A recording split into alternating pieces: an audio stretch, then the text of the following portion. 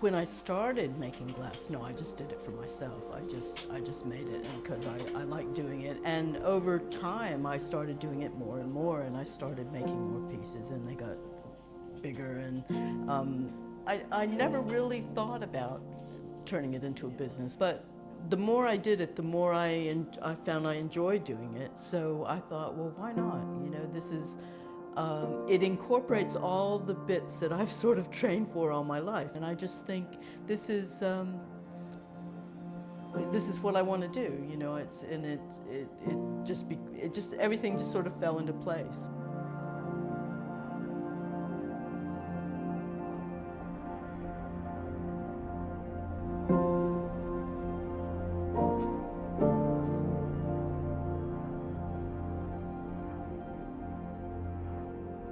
What I try to do is create images that tell a story.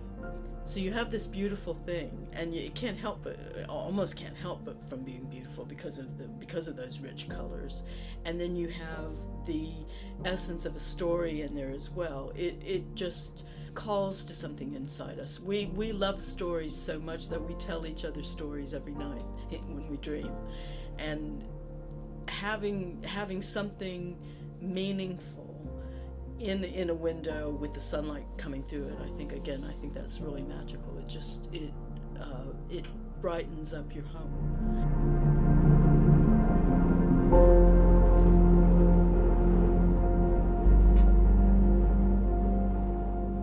When I pick something up, I can see possibilities in it. I don't see things as trash. I pick up something, and especially something as beautiful as glass with, this textures and stuff in it, and I think, oh, there must be something you can do with it. I think it's the most vibrant, and the depth of color is something that I can't personally reproduce in any other medium. And there's also something really great about looking at something that's so ordinary and then picking it up and reworking it and making it into something that's really beautiful. I think you need patience. There's nothing that can be rushed about it. You have to, when you're cutting the glass, you have to take your time. You have to get this, there's a scritchy noise that it makes when you're cutting the glass. And you have to tap it gently to take the pieces apart. If you try to rush that, it breaks in a random way. And when you're putting the foil on, if you put it on too quickly, your seams become wobbly. It just looks tatty. And soldering, you have to do that slowly, and it happens at the pace that it happens. You're melting metal, and if you don't allow it to melt at its own pace, it just doesn't work. The other thing that's really interesting about it is that each step is very engaging. You have to put your whole attention into it.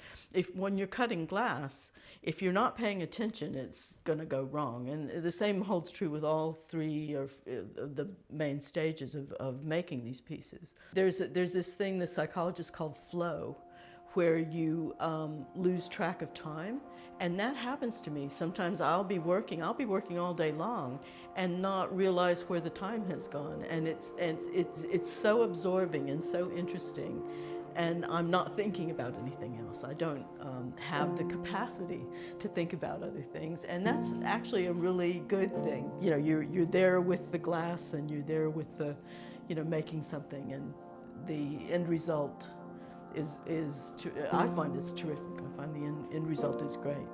I worry that people will just think, oh, well, it's just another piece of decoration, or it's just another something to, gather dust in the house. I want to make pieces that mean something to people and that they will treasure.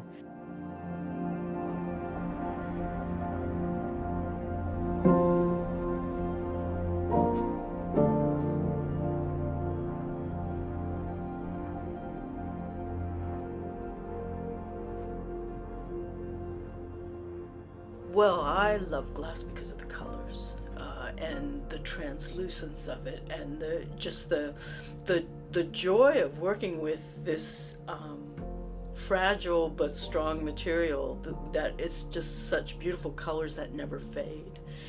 It just transforms an ordinary window into something magical.